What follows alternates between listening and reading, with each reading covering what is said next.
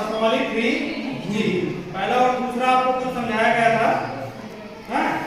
यहाँ पर उसी की सहायता से पहला और दूसरे की, पहला क्या दूसरी की सहायता से आपको चौथा, पांचवा, छठा और 11वां क्वेश्चन ये आपको हल कर लेना है, ठीक है।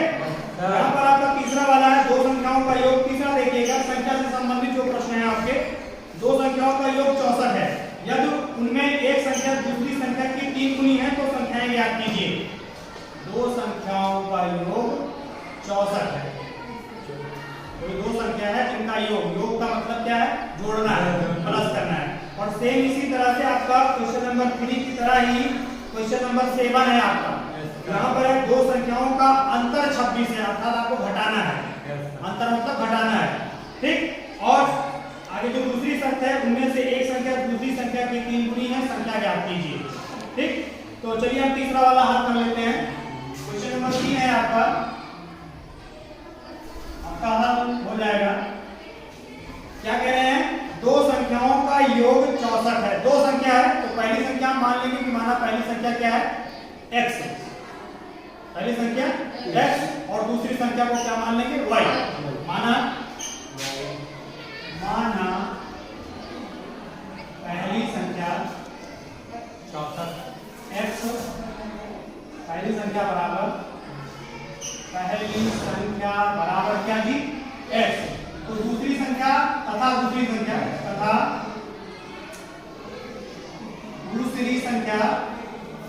संख्या क्या होगा जी?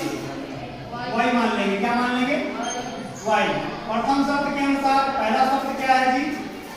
प्रथम शर्त के अनुसार पहली शर्त है कि दो संख्याओं का योग, क्या चीज है? योग कितना है? 64 है। और संख्या में क्या माना है? संख्या माना है x और y। तो योग में हो जाएगा x प्लस y बराबर कितना? 64। x प्लस y बराबर 64। सिंपल है। इसको हम मान लेंगे कि समीकरण नंबर 1 है। यहाँ क्या आया आपका? समीकरण नंबर 1। द्वितीय शर्त के अनुसार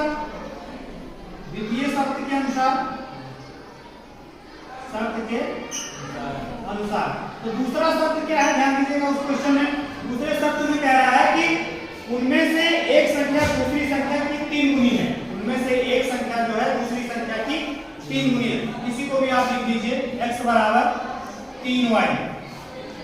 एक संख्या जो दूसरे की क्या है? वह 3 गुनी है। यह आपका समीकरण नंबर 2। समीकरण नंबर 2 से x का मान समीकरण नंबर 1 में रखने पर इसको हल करना है आपको। और हल कैसे करेंगे आप? इसको प्रतिस्थापन विधि से कर लेंगे हम।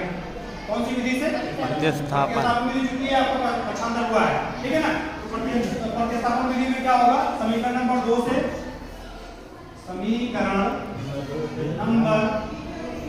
से x का मान समीकरण नंबर 1 में रखने पर, चलिए रख दीजिए 1 में। x का मान कितना है? 3y है। x का मान कितना है जी? 3y। x के जगह पर क्या रखेंगे आप? 3y कर देंगे।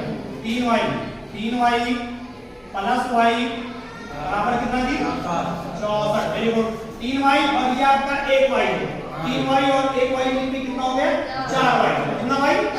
4y बराबर कितना जी? 64। तो y बराबर क्या हो जाएगा? 64 बटा 4। 64 बटा 4। इसको 4 से हमको सरल कर काट लीजिए। इसको 4 का हो जाएगा। 4 समझो को 64 होता है ना। तो 4 × 4 और 4 संग 24। इस तरह से y की वैल्यू आ गई क्या? 16 है। y की वैल्यू कितनी आ गई? 16। इस y का मान रख दीजिए समीकरण नंबर 2 में। यहाँ पर आप लिख दीजिएगा y का मान समीकरण नंबर 2 में रखने पर। मान समीकरण नंबर 2 इसको यहाँ पे लिख लीजिएगा रखने पर।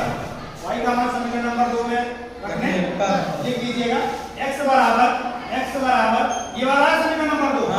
x बराबर 3y है और y की वैल्यू कितनी है? 16 है।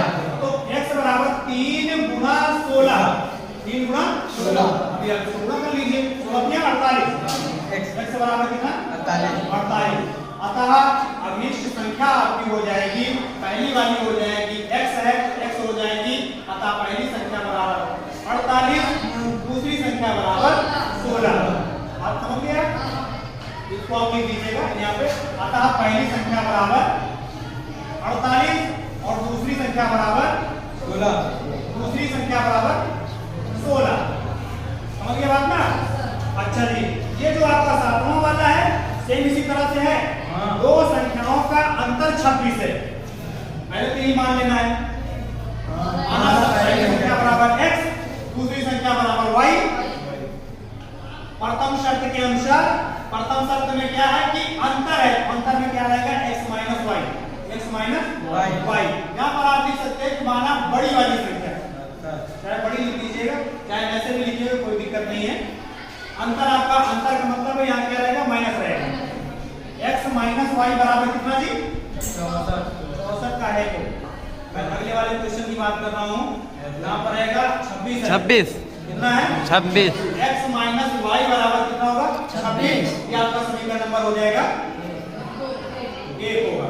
द्वितीय शर्त के अनुसार, द्वितीय शर्त के अनुसार इसमें क्या है, दूसरा शर्त एक संख्या दूसरी संख्या की 3 गुनी है। लो ये तो आपका वही चीज है, यही वाला रहेगा। x बराबर 3y हो जाएगा, x बराबर 3y। समीकरण नंबर 2 से x का मान समीकरण नंबर वही रख दीजिएगा, सेम लगना है, खाली यहाँ पर माइनस रहेगा, बाकी वो संख्या